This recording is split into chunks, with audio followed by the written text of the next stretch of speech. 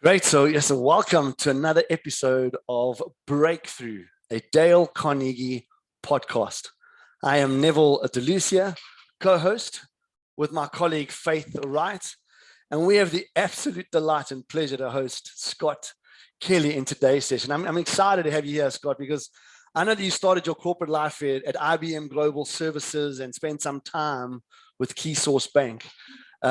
But really, as the Director of Entrepreneurship at Campbell University, you work with a lot of young adults, a lot of people starting their careers as entrepreneurs.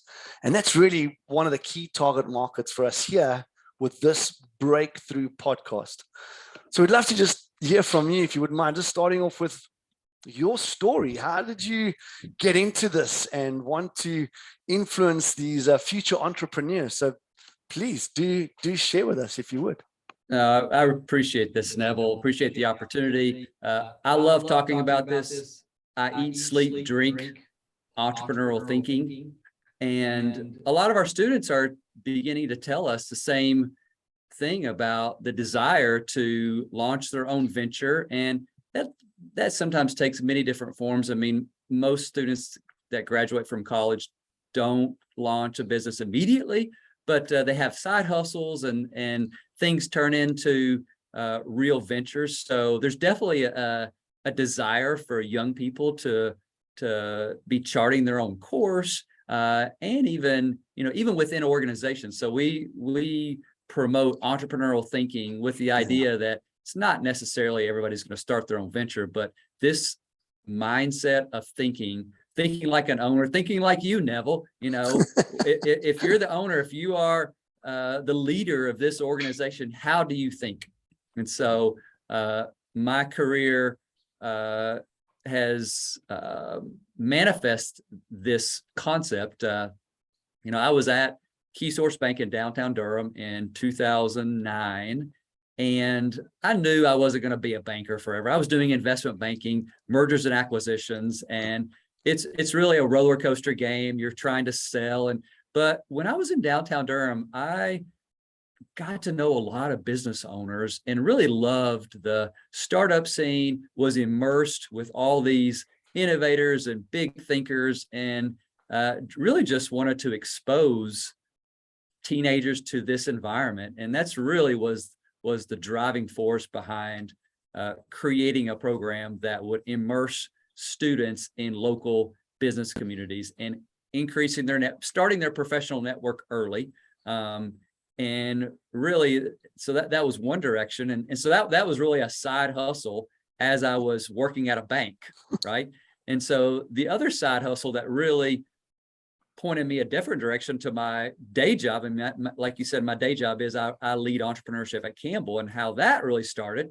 This university entrepreneurship was a result of entrepreneurship. So the crossroads, or the one event that I planned, was called Startup Madness. And I'm a big basketball fan, love this environment of Duke, UNC, NC State. I grew up in Kentucky, so there's basketball in my blood. Wow. And startups. So you marry startups and basketball, and what do you launch? You launch a startup competition during March, and you call it Startup Madness. Love it. So 2010, 2011, we did our first event in downtown Durham with Duke, UNC, NC State, and then the next year we increased to lots of different schools. So eventually we had most of the ACC schools. So you think about Virginia Tech, wow, Pittsburgh, Notre Dame, Georgia Tech, all these schools came to Durham. And really what happened, a Duke student saw what we were doing. He participated, and he went over to Duke and said, "Hey, you should bring Scott on board. He can help us with entrepreneurship." And so I did that on a small contract basis, but then that led to Elon, and so I launched Elon in San Francisco and spent a lot of time in San Francisco with students, and did that for a few years. And then this is my 6th year at Campbell. Wow.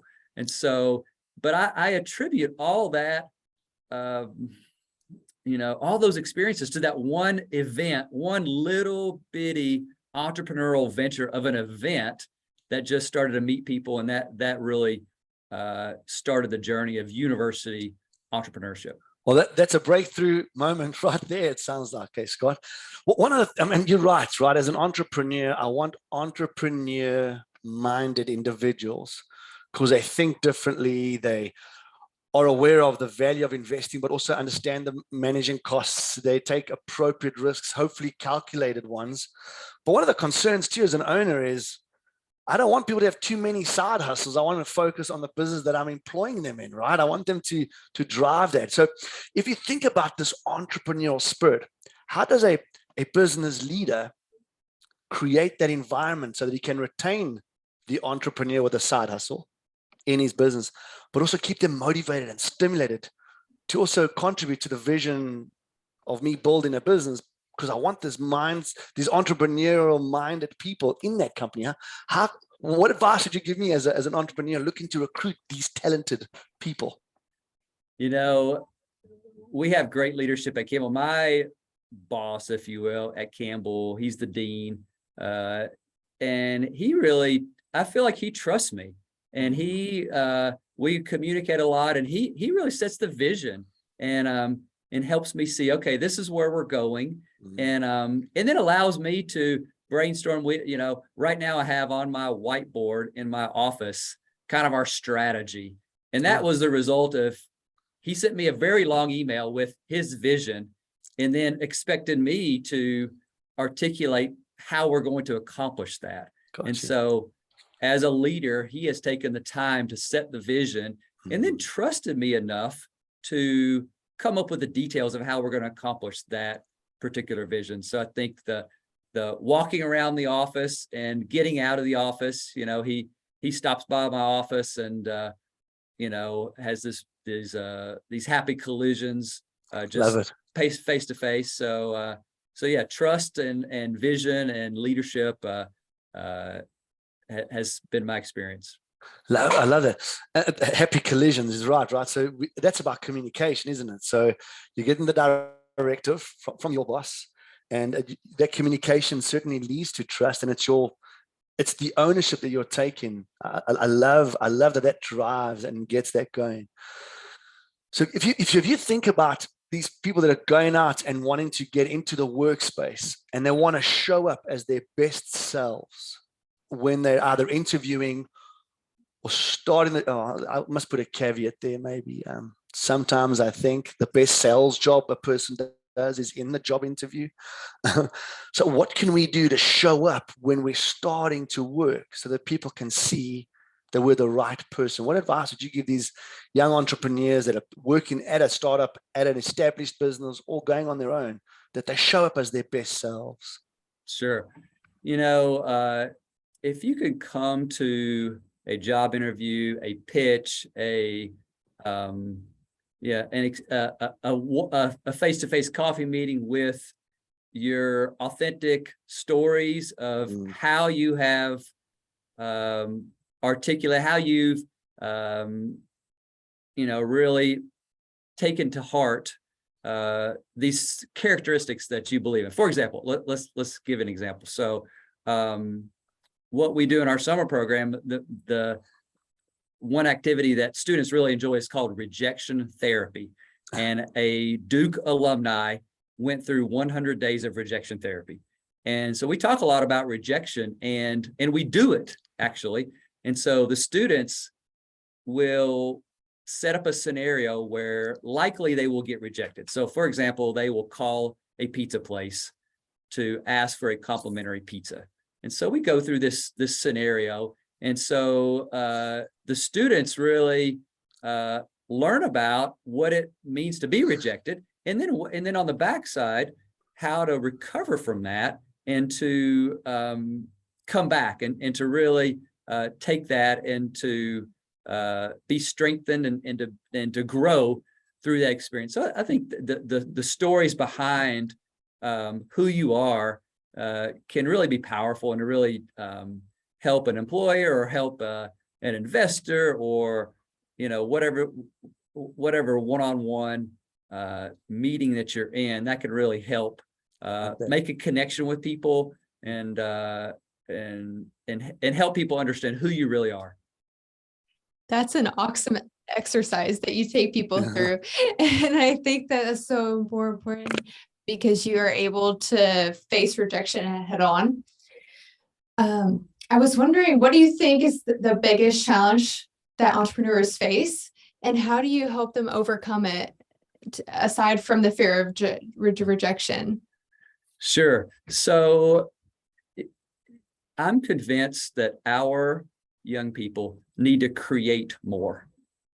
And there's a research, and there's a professor at University of Pennsylvania. His name's Adam Grant. He wrote a book called Originals, and he proposed and really did research on a lot of individuals who were successful simply because they created a lot of things. So you look at, you know, a lot of the great writers in history, they just produce lots of compositions and lots of poetry, and, you know, so I'm just convinced young people need to create, entrepreneurs need to create lots of things. You know, if you look at most successful people right now, today in class, I had my students are assigned to read the Wright brothers book. And you look at their process, and I told them the history part is great, but you are supposed to study the process of the Wright brothers learning to fly. And that process is really a lesson in creating lots of things. And eventually they learned to fly. That wasn't their first rodeo. They started a printing press. They started a bike shop. They did a lot of things. Yeah. And so if you look at a process of successful entrepreneurs, most of the time, it's not their first venture. They've created lots of things. And the reason they're successful is because of the quantity most of the time. Sometimes you'll get an outlier that it's their first venture and they're super successful. It's very rare. And so I'm convinced students just need to create in college, in high school, create that landscaping business, that dog walking service, that babysitting service, get experience with dealing with customers, with pricing, with marketing, and then when it's for real, you know, if it's your fifth venture and you're 21 years old, then you know a little bit because you've actually gone down the path. So we just need to create more. I love that. And again, it's about slowly building our experience. It builds our confidence. We develop those inter and intrapersonal skills, right? We develop mindset and communication. It's such a vital thing. And I think you're right. The sooner we start on this journey, the better for us. But it's the creativity side of thing that really piques my interest. If I want to create an innovative, motivated team, right, and I want to have these opportunities to create or be creative, sometimes I think people or business owners like myself might be looking for that one thing that's going to be a mega mindset change. Let's capitalize on, in my business, virtual learning, right? Let's pivot, let's be the, but really it's not just about that one thing, is it? It's about the little tweaks to a process, right? I mean, in terms of how entrepreneurs need to develop and grow, I should inspire an environment of the little improvements too. I mean, what would your thoughts or your thinking be on that for someone that's running a business and trying to employ talented people like Faith, pulling in individuals like KP, allowing team members, if I think of my team, wonderful people like Doug and Josh and those types. How do I keep that going and make those minor changes for two reasons: to keep them in my business, and number two, to have this dynamism continuing to be in my organization? What are your thoughts on that, or am I wrong? Here's a small tweak that we talk about it in our classes. You know, a college student has a lot of pressure to do well in school, and they should study, they should get good grades. But at the end of the day, when they are about to graduate and they've spent thousands of hours in a classroom and in working on projects and homework and the typical college academic curriculum, I wonder if there's a tweak in the budgeting of time. And so think about how many alumni are you connected to on LinkedIn at the end of your college career? and think about the impact that that has on your career. You've done a great job with your classes, but if you just budget, that's a tweak. If you just budget a bit more time to connect with alumni at your university, because at Campbell, we have 35,000 alumni on LinkedIn. And I'm convinced there's a causal relationship, not just a correlation, a causal relationship between the number of connections to alumni on LinkedIn and your quantity and your quality of job opportunities. I worked at IBM right out of school, and it was fine. I didn't know that it wasn't the most creative, the most innovative position. I just didn't know any better. But when I started to see what other people were doing, and I progressed in my career, then I started to realize, okay, I can have bigger impact. I can utilize my talents. I can do interesting projects with interesting people. Students just don't know that. But when they connect with more people, they can kind of see, oh, this could be on my radar. I could do this, or this seems more interesting. And so just this ability to connect with lots of people doing interesting things, then you can, we talk about leading with purpose, and, the famous TED Talk about starting with why, and, and we're definitely on a journey trying to look for that sweet spot in what we enjoy, what we feel like is impactful, what can support our families, and it's not just about passion and, all that, but it's definitely about, feel like you are making a difference, and you're, you're able to support a family. And what about staying the course, or staying on the journey, Scott? I mean, what you're saying is valuable, but to develop that resilience, I've got to still go through some tough times. So I've got to put myself out there, like you said, handle rejection, that rejection therapy. I love that. I'll put myself out there in the organization so that I can find those opportunities. If I come to a point where maybe I feel a little demotivated, or maybe it's not quite working, how do I stay on course to be tenacious, to hey, trust my gut and know that this could work? I just got to strive on. I mean, what could we do? What advice could we give these people starting out their careers or changing their careers to stay the course and to trust the vision that they've set themselves? Sure.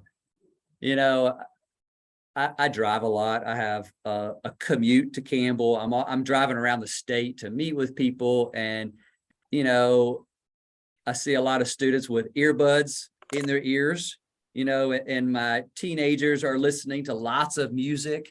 And so I'm convinced another small tweak, Neville, is to budget a little bit of time for inspiring content, whether that be podcasts or books, or, like recently I showed, you may remember this, Neville, I don't know if you're a football fan, but Tim Tebow, 2007, University of Florida, they thought they were going to be undefeated.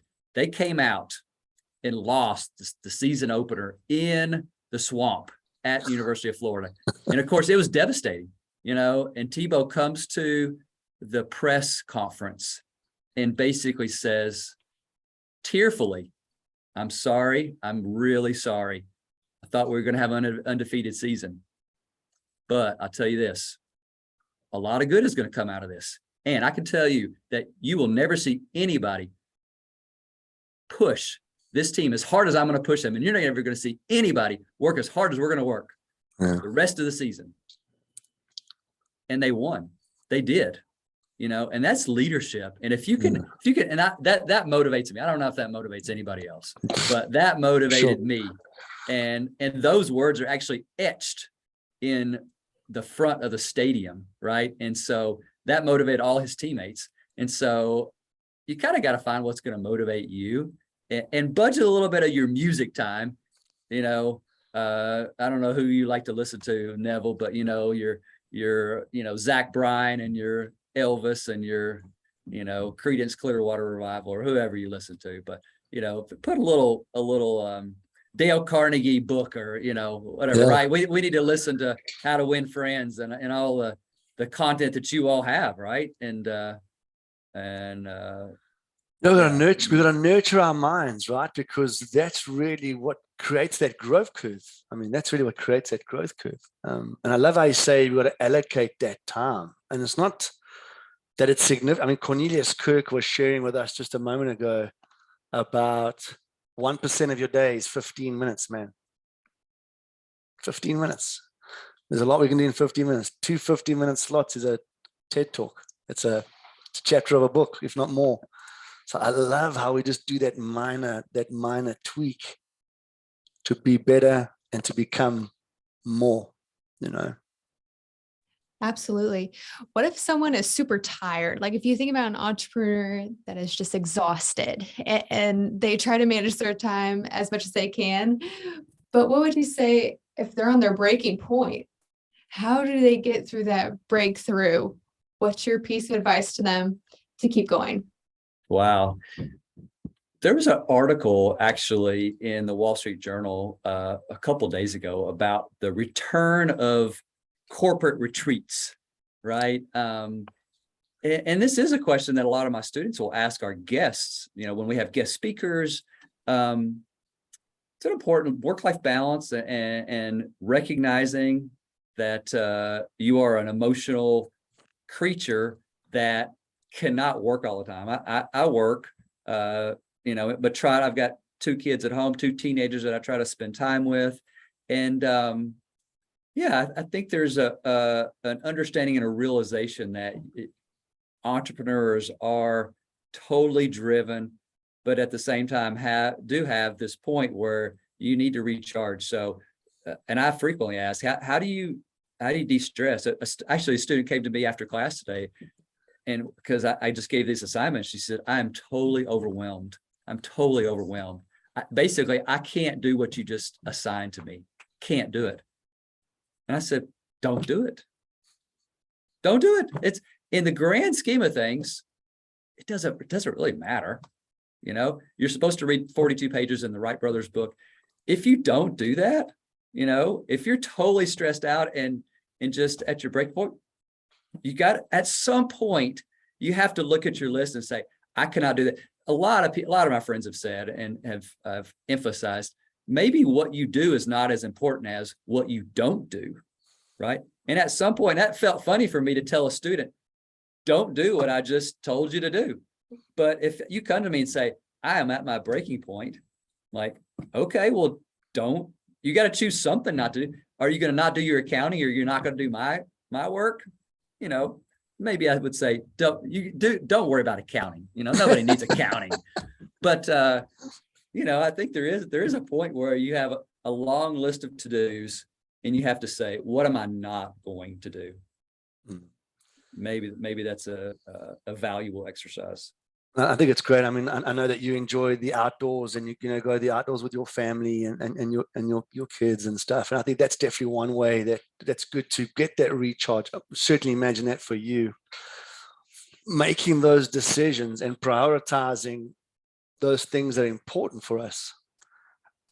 Whether we're a student, a business owner, or a manager, or leading a team, how do I make sure that I'm prioritizing the right things to show the organization that I'm committed to them, but to also show my family that I'm committed to them? You know, what advice would you give that individual?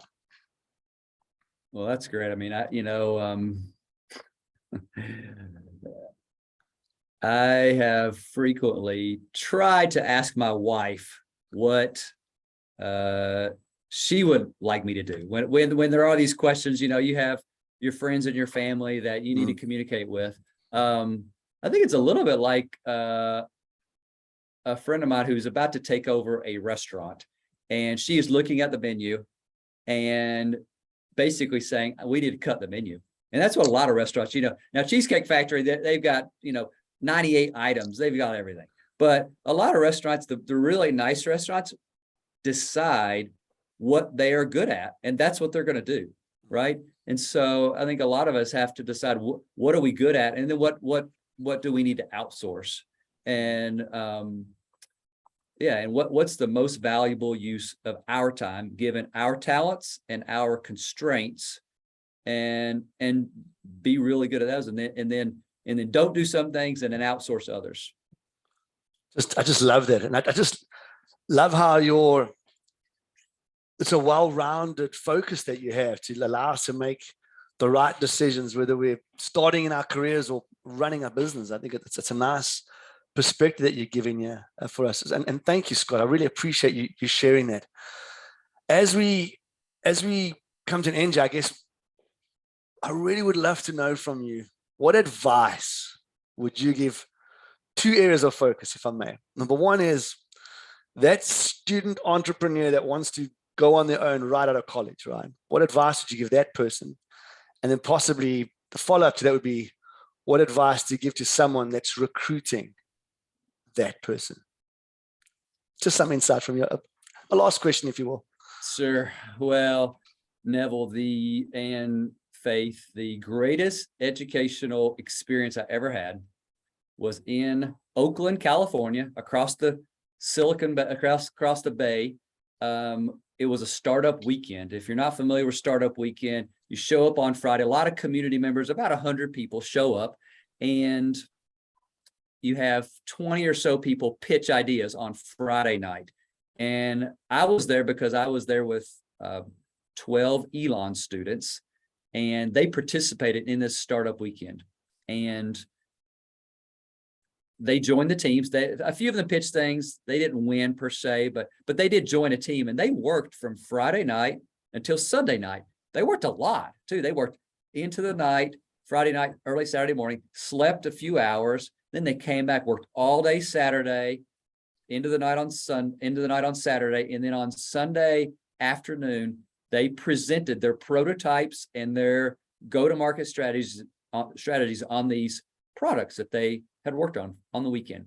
And why that was the richest educational experience, I would say, is because they were surrounded by people from Facebook, people from Google, this amazing network of talented individuals. And we could not have accomplished that in our little town in North Carolina, right? We needed to be amongst, and that's, we're at Raleigh founded here, and we're amongst the epicenter of what's going on, right? And so I would say, just like Steve Blank says, who's one of the leading startup experts, get out of the building. There are no facts inside the building. So if we get out of the building and just talk to people and go to events and really and try to be helpful, so just one other experience. I mean, I was at IBM, and I was part of a resource action. I don't know if you probably haven't been a part of a resource action, Faith, yet. Hopefully you won't. This is when you get fired. Okay. And so January 2009, I was laid off, part of a resource action at IBM. And I was in Ohio, moved back to North Carolina, and had 3 kids. They like to eat 3 meals a day. I needed to feed them.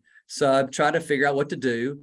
And so I start going to lots of events, and I realized that, if I could be helpful to people, that could be a good thing. And that can deliver return on that investment. And it's because sometimes I would go to events and think, who can help me? Can Faith hire me? Can Neville hire me? But if I would say, Neville, who would be a good customer for you? And try to be helpful to people. That seemed to work really well, and to love that, be beneficial for both of us. And then all of a sudden, Neville's calling me and saying, "Hey, I got this. I have a friend that's looking for somebody. Maybe you'd be a good fit." So to change the mindset of how people could help you and how you can help other people has definitely benefited my career. That's stunning. It's living for others, man. I just love that. It's the way to do it. Scott, I really appreciate your time and good advice for us. And if our listeners want to know more about the projects that you're working on, and reach out to see what you're doing and possibly get involved or expand what you're doing, how could they do that? What's the best way for them to get a hold of you or reach out? Sure. Well, 2 things. So like I said, we launched an accelerator at Campbell. So we work with companies, campbell.edu. We launched a social entrepreneurship minor. So that's definitely my day job and what I'm definitely passionate with working with Campbell students, but also this summer, we have worked with many school districts across North Carolina and really to help students develop that initial professional network and to teach them professional skills. We get them in the community. Students sit in a classroom all year. And it's amazing what happens when they walk around a community for 4 days and they meet 5 companies and they develop professional skills, and they eat at restaurants. That this is summer and students like to eat, teenagers especially. And so we immerse them in the community and try to help them see different paths that can be taken. We introduce them to business owners. So, I grew up, my dad was an insurance agent and I thought I was going to be an insurance agent. And Faith, I would have been a pretty good insurance agent. Thank goodness I didn't do that. Oh my goodness. My brother-in-law is an insurance agent, so I can say that. But, just because I didn't know any better, right? I had never met any entrepreneurs, per se, or university faculty members that teach entrepreneurship. So we are all about exposing students to the community and immersing them into that initial professional network. And that is Startup High. That's the name of that program. We typically work with the CTE directors in school districts. So startuphigh.com is where you could learn more about that. Love that. And for those that are listening to our podcast, we would love for you just to, if you haven't subscribed to us, please do subscribe. We've got more of these wonderful insights that we're sharing, and we're excited to grow and add more value to the communities that we are serving. So thank you, Scott. Thanks, Faith. This was a pleasure. You all made this so easy. Appreciate your time. Appreciate your work. Thank you, sir. Take care, everyone. Thanks.